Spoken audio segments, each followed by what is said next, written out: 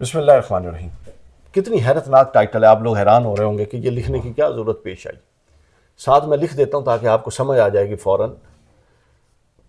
Sindh assembly مبینہ خبر یہ ہے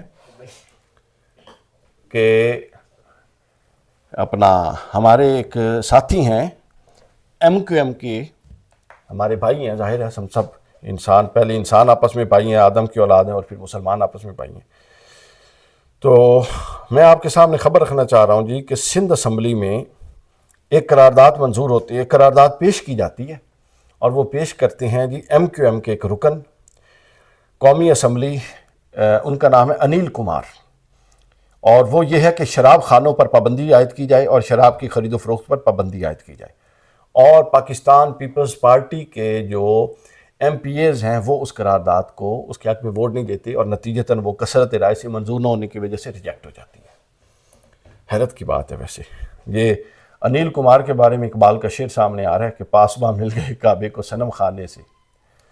حیرت کی بات ہے۔ دیکھیے پاکستان کے آئین کے اندر جو پریمبل ہے، سب سے اوپر پریمبل میں ایک جملہ لکھا ہوا ہے، اور وہ جملہ یہ ہے کہ پاکستان کے اندر کوئی بھی آئین قرآن اور سنت کے منافی نہیں آئین سازی نہیں ہو سکتی۔ ٹھیک ہو گیا؟ اچھا، اب قرآن و سنت کے منافی اگر آئین سازی نہیں ہو سکتی تو ظاہر ہے قرآن و سنت کی مطابقت میں ہونا ہے۔ اور شراب کے بارے میں قرآن مجید کہتا ہے ام الخبائث ہے، یہ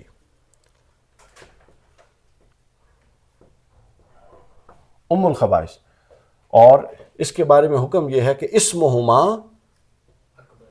اکبر من نفعہما ہے۔ اس کے اندر اگر کوئی تھوڑا سا نفع ہے تو اس کو مد نظر نہ رکھو، اس کے اندر خرابیاں بہت زیادہ ہیں۔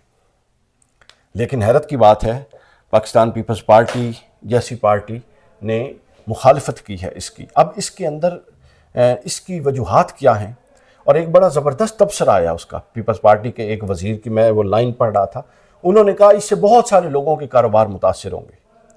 اس کا مطلب یہ ہے کہ مبینہ طور پہ لوگوں کی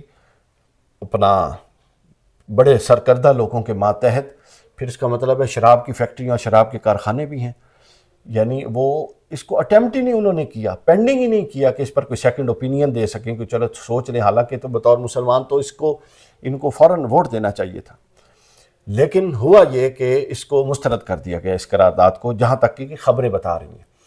اب اس سے آپ دیکھ لیجئے کہ پاکستان کے اندر اور اکثر سیاستدانوں کے نزدیک اصل چیز ہے ان کا مال، ان کے اقتدار اور ان کی لذت۔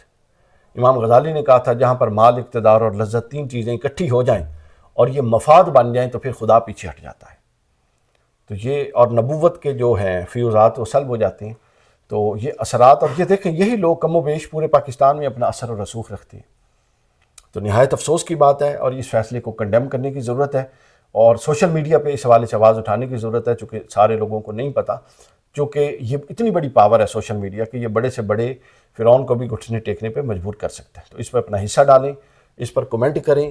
اگر یہ خبر جس طرح میں نے کہا مبینہ ہے، یہ خبر درست نہیں تو اس کی تصدیق آ جائے گی کہ یہ اصل خبر کیا ہے، اور یہ خبر درست ہے اگر، تو پھر اس پر بطور مسلمان بھرپور احتجاج بنتا ہے۔ اپنا حصہ ڈالیں۔ اللہ تعالیٰ آپ سب لوگوں کو اپنے حفظ و امان میں رکھے۔ وہ کہتے ہیں جی کہ یہ اپنا اقلیتوں کو اس سے نقصان ہوتا ہے، اگر ہم یہ کرتے ہیں تو ہمیں اقلیتوں کا خیال رکھنا پڑتا ہے۔ اچھا، اب اقلیتوں کا نمائندہ انیل کمار ہے یا اقلیتوں کے نمائندے وہ مسلمان ہیں؟ اقلیتوں کا نمائندہ بل دے رہا ہے تو اس کا مطلب ہے یہ سوال ہی غلط ہو گیا، وہ خود کسی سوچ سمجھ کے ہی دے رہے ہیں نا۔ تو یا تو اس کو اقلیتیں رد کرے، اقلیتیں تو بل لا رہی ہیں، تو یہ سوال بالکل بے بنیاد ہے۔